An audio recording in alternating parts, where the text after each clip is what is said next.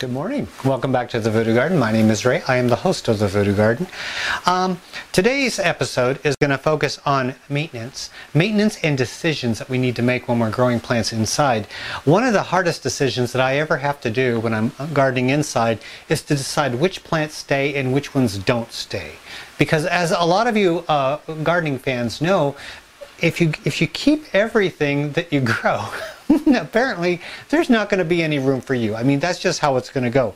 So sometimes we have to pick and choose on which plants we don't want anymore. Now, if you're ever growing something and it just doesn't quite fit you, because this is an experiment. Growing plants inside is always an ongoing experiment. Now, sometimes we'll pick a plant because we think it might be nice, and then after growing it for a while, it just doesn't quite suit us. And that's fine. It's just like a relationship, you know? Everybody you meet is not going to be somebody that you're going to be in a relationship with. So some of these plants we're growing and we think, no, it's not a good mix. I wish you good luck here. You got to go. So what I would recommend doing is finding somebody that might want to take this plant off your hands, because some of these plants that I have here that I want to get rid of, I hear from a lot of folks and they say, oh, you should send me clippings, or you should send me this plant. And although I would really like to do that, it is just physically impossible to figure out the logistics of that. Like, for instance, cuttings off of the purple passion plant here. These do not ship well. No matter what you do, they will wilt and die and turn to mush in shipping. So I just can't do things like that. Now, certain plants I get rid of because they just grow to their limit, and then I'm done, and then it's time to move on to something else. Some plants I just flat out don't like. You would think, Ray, the gardener, he loves everything. No, actually, no, I don't. There are some plants that I don't know what, it just rubs me the wrong way, and I just don't enjoy growing them. So certain plants I do get rid of, and you'll see them gone. One of the plants that I really have gotten to the limit of what I can do with is this thing overhead and the thing behind me. This is called a passion fruit. Now, the passion fruit I've been growing for, I don't know what, a year or something like that. Well, what happened was I grew it from a seed, and then it grew up, and it grew a little bit bigger than I thought. It was dripping all kinds of sap on my head and on the other plants. I didn't much care for that, so I cut it back with the intention that I would train it and it would go this way and it wouldn't go up this way. Well, yeah. That was a big fat stinking lie. I tried training it, and it got a little out of control, and then I just gave up. So now it's overhead again and it's dripping on my plants, and I thought, you know what? I really don't want to fight my plants. I really don't want to have to get into it with them all the time. And I didn't enjoy, I mean, I did enjoy growing this for a while, but now the enjoyment's kind of gone.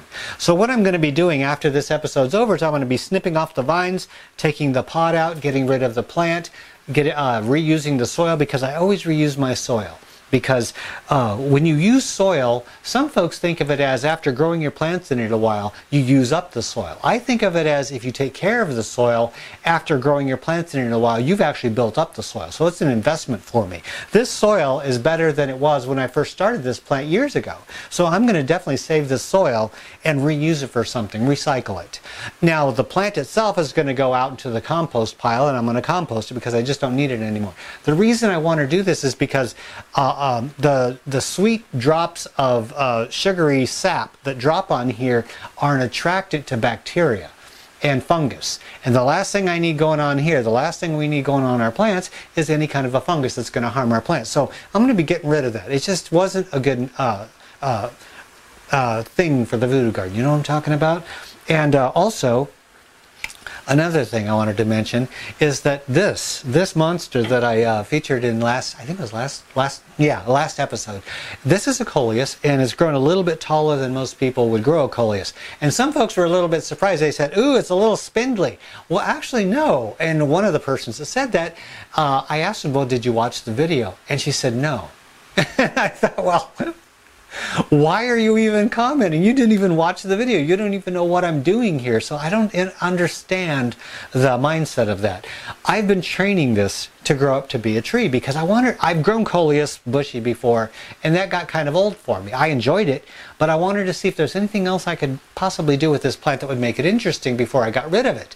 And then my thought was I can grow it straight up and see how tall a Coleus can actually grow. I could look it up on Google, but I don't want to do that. I want to find out for myself, what can Ray do with this plant? I know other people in the world can do other things. I want to see what I can do with this plant. Now, the problem that I have here isn't not even a problem. I think of it as an opportunity.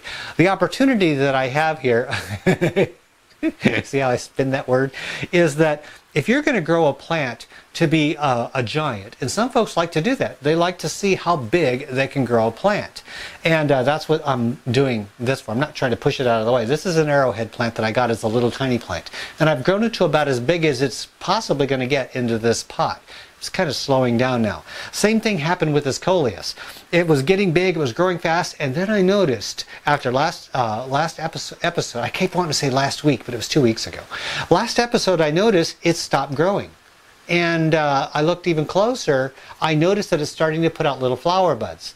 And that's not a good thing when it comes to Coleus. Once it puts out flower buds, it's done growing in that particular area. It's going to put out these ridiculous, I don't even like them, the flowers, and they're not much to look at, and it slows the growth, and the plant starts losing leaves. And so what I'm going to do is this. I know you're not going to like this, but this is something that has to be done. And I'm doing it for a reason. I'm going to slice off all the heads of this plant. Now, you can actually take these and root them. Coleus are incredible for rooting. You can root these in soil. Thing is, I don't need any more Coleus. I don't have room for any more Coleus. This is what I did. Now, I've done this before, so don't go crazy and don't go running into any walls. I'm getting rid of all the leaves on this plant. This plant has no leaves now. It's all sticks. And the reason I'm doing that is because it reached its limit to what it could do. And the reason I believe it reached that limit is, oh, there's a spider coming down right in front of the lens. I wonder if that's showing up on video. I'm looking at you and I see the spider coming down, and now he's changed his mind and he's going back up. Anyway, back to this.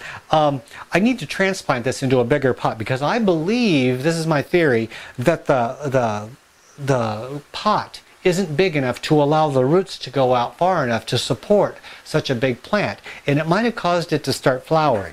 So my plan for today is to give it a bigger pot. This is the biggest pot I have, and it's quite bigger than this. Now what I'm going to do is I'm going to put this way down in the bottom. Normally when you transplant, you put soil in there and then you put this towards the top, right? Well, Coleus are masters at putting down roots out of their stems. Whereas I believe, and we're going to find out in a minute, that the roots are kind of tangled down at the bottom, and they're probably not going to spread out too awful much out of that tangled mess. So instead of wasting the soil at the very bottom, I'm going to place this on the bottom and put soil around it in case any roots want to come out. But a little bit of this stem, about a few inches of the stem, is going to be buried. What that's going to do is cause roots to come out towards the surface. So I'm going to increase the amount of roots and increase the pot size. And what I'm thinking is that when it starts putting out, when you cut these all back like this, it'll put out multiple stems here. And what I'm hoping this will do is it'll give this time to recharge, put out some roots, and then it'll have the strength to put out stronger growth and continue the journey that it was on before. Okay, so let's do this really quick, and then I want to move on to something else, okay? Hold on. Just a tiny bit, not much. Just barely tamp it down. That's going to give me about an inch on the bottom, and that's all I need. Now, this is the tricky part. What I'm going to do, since this is a larger pot, and flipping it upside down will be a little bit difficult.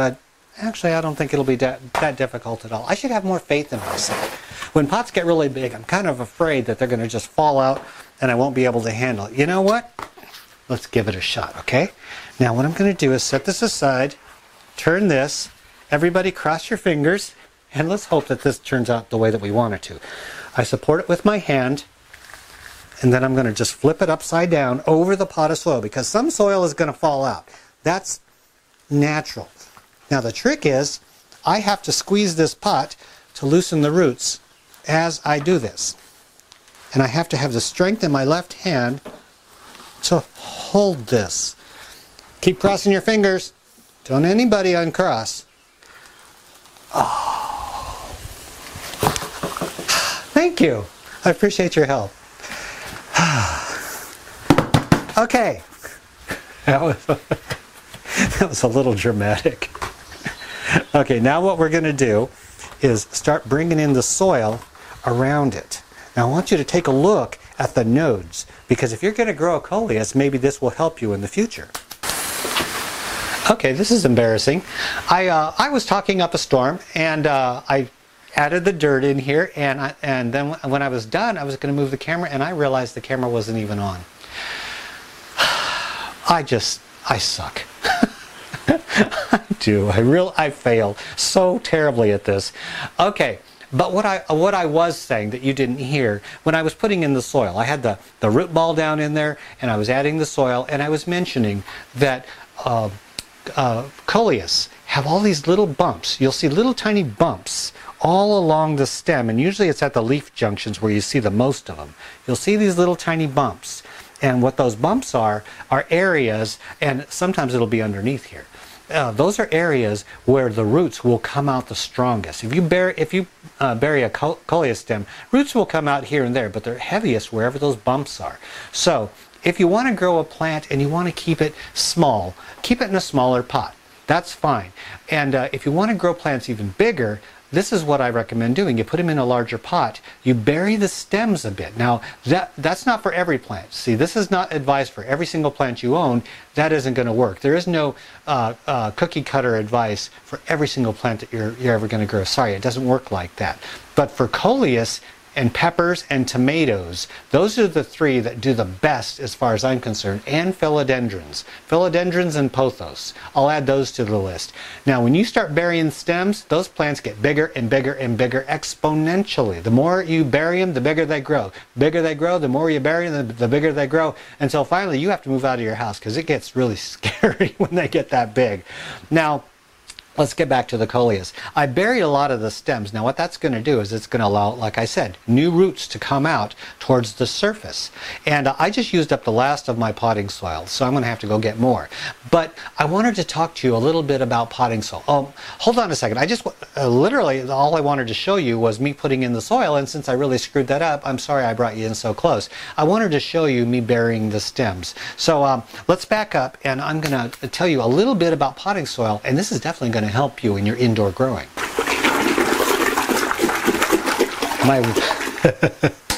My witch's brew of fertilizer. I love this stuff. Okay, now what I want to tell you about indoor growing and the soil mix that I use and the soil mix that I would suggest people use.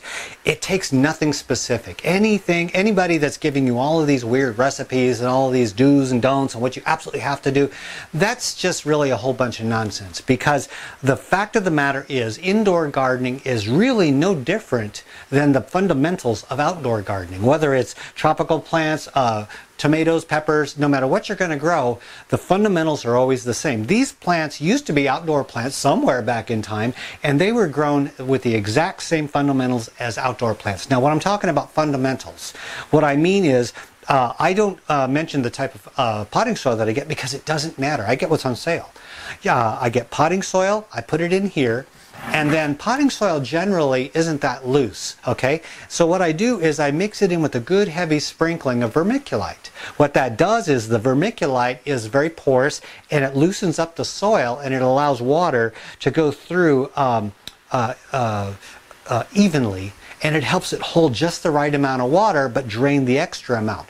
That's why, like, sometimes if you're using potting soil and you water your plants, you notice how it kind of pools on the top and it just kind of runs down on the inside. That happens. Well, if you mix in vermiculite or perlite is okay, but I prefer vermiculite. If you mix that in and mix it well, and then water your plants, and make sure you keep on a regular watering schedule. Let it dry out a bit and then water it again. Don't keep it always wet, and don't let it get bone dry and stay bone dry. Both of those extremes are not good for most indoor gardening. Most indoor plants. What I suggest is that you water it, let it dry out a bit. You can get to feel how your pot is, then water it again. Now back to the soil. Potting soil that you get from the store. This is true almost universally of all potting soils, except for the organic stuff that they sell. I'm not really too fond of the organic stuff either. Anyway, the potting soil that they sell is basically just a lifeless substrate that you're planting your plants in, and then they inject it, just spray it with artificial fertilizer. That's all it is. And then they package it up in a bag, you grow in it, and your plants grow really well because it has that artificial fertilizer. Now, the artificial fertilizer doesn't last very long, and that's why your plants start looking a little peaked after a few months. You go, oh, wow, maybe I'm doing something wrong. It's actually nothing that you're doing wrong. It's actually something that the fertilizer, the soil is doing wrong. It's not made for prolonged growing of your garden. So what you need to do is you need to start turning that artificial stuff that you have for a substrate into a natural, living, breathing soil. And what that means is start feeding it with natural food. Natural food, for me, is compost tea. You can use organic fertilizers and mix them in, or you can get compost and mix that in with your potting soil. What that does is it brings in the microbes, the bacteria, the fungi, all that stuff that actually works in the soil outdoors that makes our outdoor gardens work so well. Now, since I'm using artificial potting soil, and I say artificial because it's just not, I mean, this isn't dirt. This isn't dirt. It doesn't have any kind of sand. It doesn't have anything like that in it. It's just regular potting soil. So what I do is, this is what I do. I make my own compost. I make it outside, and I mentioned this, but for the new people, this has spiders in it too. It's a powder. Okay, it's a bucket with powder in it, and I'm not going to show you the powder because it's already starting to move all over the place.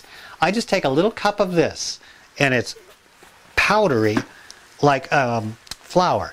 I make compost outside, I sterilize it, I dry it, I grind it up into a powder, and then I use one of those little cups in a 5-gallon bucket, and I stir it up. I do.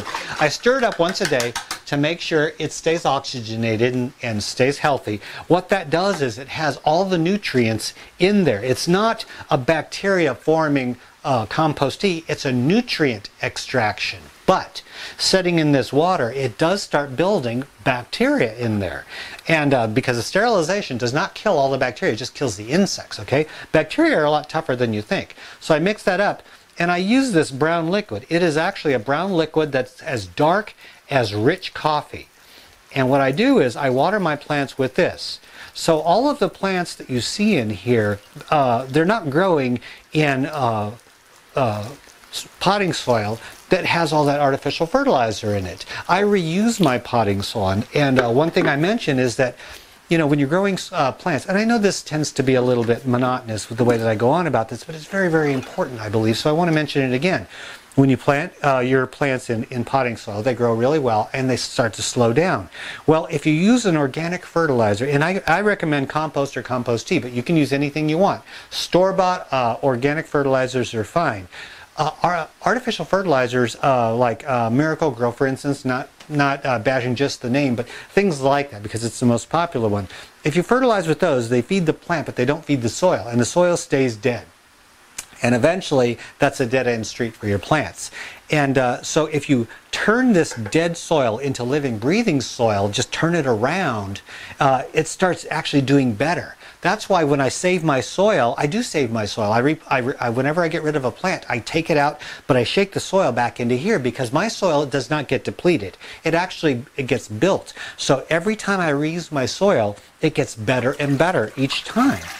And that's one of the keys to doing successful gardening indoors. Ooh, that needs a little bit more water.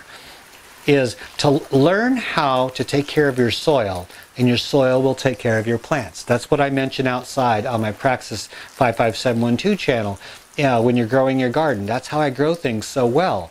Is that I finally, I used to grow with just a Miracle Grow and potting soil, and that was the extent of what I would do. Well, the results weren't really that great. They were okay, but they really weren't that spectacular. Where I really learned to garden was when I started to actually think about what soil is and what soil needs. And that's when I started actually doing well with my indoor gardening, with my outdoor gardening. That's when the magic started happening. So if you have any questions concerning building up your soil and getting a little bit better, just let me know, and I'll do my very best. I don't have all the answers. Nobody has all the answers. Anybody that says I do, no, they're lying. But I'll do my very best. Oh yeah, that's well watered. This is going to do well. Now, but anyway, ask me any questions you have. I'll try and give you the best answer I can. Now, I don't have all the answers, but when I have time, I actually research some of your questions for some people who can't seem to find the answer. That's what I do. So I'm there, whereas some people will not answer the comments in their section when they're doing videos, I do answer my questions. And if I don't know the answers, which is actually a lot of the time, more than you might think, I actually research it and try to find the best common sense answer I possibly can. So I do my very best to keep you guys gardening just as well as what I do over here. I'm not done. Somebody asked me, and like I said, I answer the questions as best as I can. Not all of them, because I just don't have time for all of them, and some of them I've already answered. One person, she probably thinks I forgot about her, but I didn't. I forgot your name, but I didn't forget your question. This is called a Schefflera, also known as an arbicola. Everybody's going to debate what it's called, but this is called a Schefflera, and it just has these little leaves. I'm going to give you a close-up, but right now, this is a Schefflera. I got it as a small plant, and I put it in a bigger pot. Now it grew for a while, and then it slowed down, and then it grew for a while. Sometimes they grow really fast, sometimes they grow really slow. Some folks like them bushy, some people don't. One of the tricks that I've learned is that if you want to keep your Schefflera happy, keep it a little bit thinned out. Scheffleras do not like being bunched up because they like bright, filtered light. They can take full sun, they can take dimmer light, but they're going to grow according to what you give them. Now also, one of the things about growing plants indoors is that they're going to need every little bit of help that you can give them because they're not outside taking care of themselves. One thing I have known I've found throughout the years of growing Scheffleras is that if you remove the leaves from along their stems, it will cause the leaves up towards the top to grow faster, and you can get a faster growth with your Schefflera. And it also gives it a new look. Now come on over here. I want to show you this for any of you people that want to grow a Schefflera and you want to try something just a little bit different, okay? Come on over here and let's work a little magic with this booger, okay? This is my version of a Schefflera. This is the smaller leafed one. Now there is one with huge leaves that are 20 times bigger than this. This is the one that I found at the store. And I like this because it tends to grow a little bit more compact than the one with the larger leaves. And you know me, I have a very limited amount of space here, so I don't want a plant that's going to get truly monstrous. This is a Schefflera. Now what I was mentioning about changing the way it grows, this looks fine. It's nice and bushy, but if you ever want to grow these really healthy, try to take out the inner growth, and this is if you want to grow it taller. Take out the inner growth, just snip it off.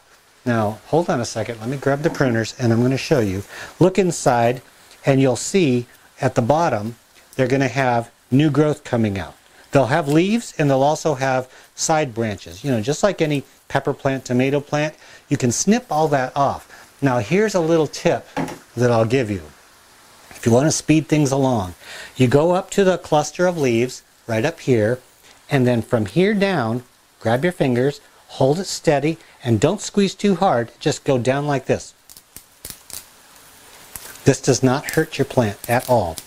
It is very easy to do, and it takes off all the lower growth. Now what that's going to do is give it more of a palm tree look to it. And some people actually enjoy this with a Schefflera because they really are beautiful plants and they're so versatile. You can just push all the leaves off and get this really beautiful effect to it. When you yank down on them, they come right off. And be very careful though, because once these things start growing, they're going to take over your living room. They can get quite large. So every now and then if it gets too big, don't feel bad if you just snip off the top. It will put out new shoots. That's what I've done with this actually. I pruned this part off right here a long time ago. And you can see the little spot right here, and then I have two of them coming off of there.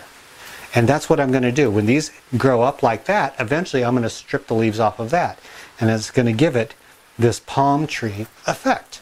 I'm going to go all the way around this and do the whole thing. That way you can get an idea of what it's going to look like. Now, go ahead and throw these in your compost pile. These are totally compostable, the leaves. So don't worry about that.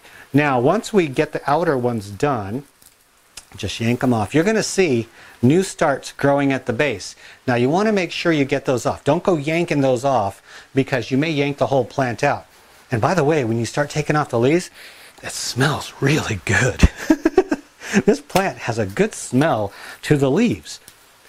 And yes, you can definitely root the cuttings. You can snip these things off. The branches don't snip off quite as easily as the leaves. So I'm going to just snip those off. Now you can strip the leaves off. Now if you want to root this, what you do, they do root very easily. Take all of this off and only leave a few leaves at the top. It may look a little spindly, but that's fine. Cut this at the very bottom. Now when you do root anything, I recommend this. Cut it at a 45-degree angle. It gives it more area to take in moisture right here, okay? And then plant it up to here in soil, in a decent sized pot, because you don't want to have to transplant this later. Plant it in a decent sized pot and then put it out of direct sunlight for about a couple weeks into regular house light and let it sit there for a couple weeks. It may wilt a little bit. Don't worry about that. It's just putting out roots. Dip it in a little rooting hormone if you want to. And then you plant this and you got a brand new one. So you can make a whole lot of new plants out of a Schefflera. And like I said, they grow fast, they grow furious, they're very versatile. And I actually enjoy doing this. See, I used to have an indoor foliage store when I was younger, and I lived in Denver. Yeah, it was called Gumby's Garden. And I sold plants at the flea markets, and I even had a brick and mortar store. And I had so much fun. It wasn't even about selling the plants. I liked it when people came in and we would talk plants. And that was actually my downfall. I liked talking about plants more than I liked selling my plants because I didn't want to get rid of my plants. So I didn't sell a whole lot of plants because I really didn't want to. And so yeah, the company didn't do so well. But boy, did I have a good time while I was there. I made a whole lot of friends, and I learned from trial and error how to take care of plants. And Schefflera was one of the ones that I started off with as one of my first plants in my plant store. You know, I considered getting rid of this plant when I was trying to figure out, because I'm going to be growing that a Coleus into a larger plant, and I'm also going to be growing a pepper plant. Remember years ago I grew those pepper plants, and I got quite a few subscribers from that.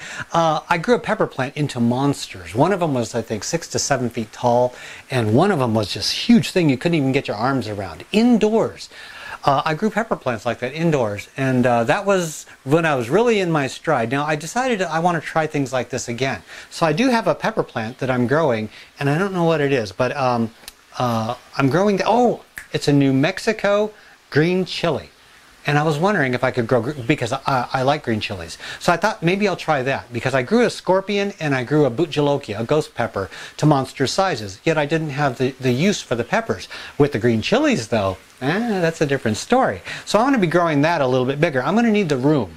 So I considered getting rid of this Schefflera, because I thought, well, I really don't have the room, and I've been growing this for about a year or two, but I decided no.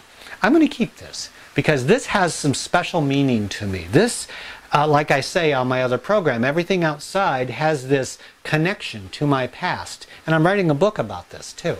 That everything has a connection to my past. The Schefflera is very special to me because it's one of the plants that I first started with at Gumby's Garden, but it's also a plant that got me through a really rough period in my life. And oh God, here comes another crazy story. No, not really.